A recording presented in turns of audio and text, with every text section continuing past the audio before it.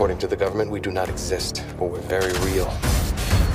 We're unpredictable, highly trained, and we save millions of lives.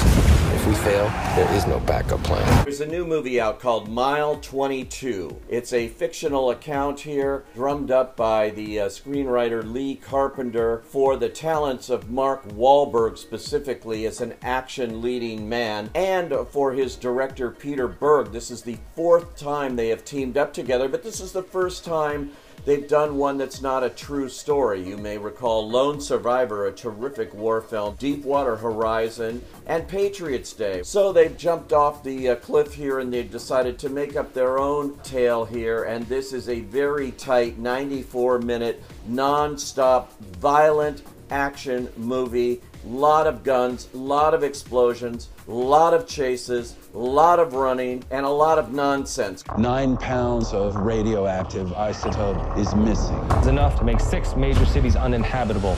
He knows exactly where it is. Stop where you are, sir. On your knees. Get out. What do you want? I want out of the country. Mark Wahlberg plays the titular hero, although he's really kind of an asshole in some ways here. He never stops talking. He's got this motor mouth thing.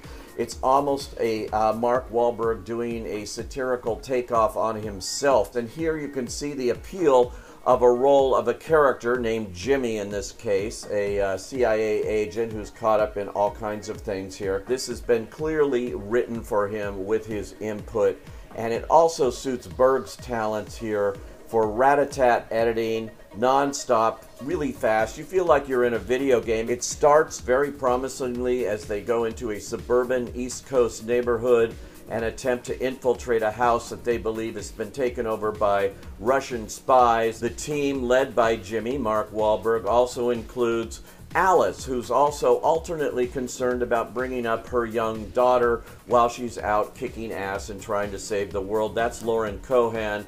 Then there's Sam with a kick-ass Ronda Rousey in this role, and there's Dougie played by Carlo Alban, and they're all there to pull off this thing, but it goes wrong basically, and a lot of casualties incurred there. Well, a couple of years later, they're brought in for the real thing here, which is to get a hold of this intel agent from this fictional country called Indocar. I don't know why they had to make that up, but they did. And that is, by the way, the character named Lee Noor. He steals this movie, and he's played by Iko Uwais. And Iko Uwais, you may remember from the Raid movies. He was in a Star Wars movie as well. He is an extremely talented martial artist.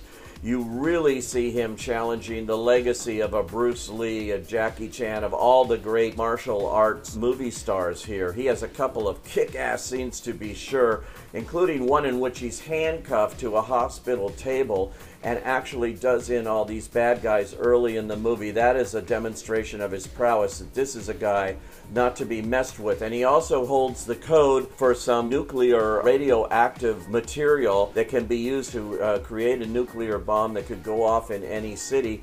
That's what our team here, called the Overwatch team, wants to stop, and he's the only one with the key to it, and he promises to reveal the code if they can accompany him on this 8-hour journey, 22-mile journey to a plane where it will take him to asylum in the United States. That's the plan. Also in the movie is the great actor John Malkovich, who has a very thankless role here. You've seen a lot of actors play it, where they're basically in the office here, surrounded by a bunch of computer screens. Not sure why he took it, except it's probably an easy payday. How many miles out are we?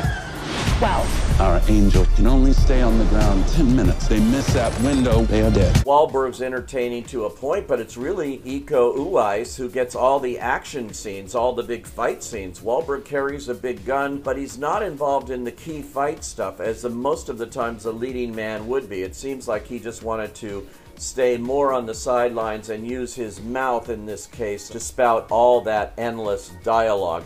That's basically this movie. It's full of twists. It's certainly set up for sequels. You can tell that Mile 22 2 is on its way if this film does well. I'm not so sure about that. For fans of this kind of rat-a-tat action thing and Mark Wahlberg, certainly go check it out.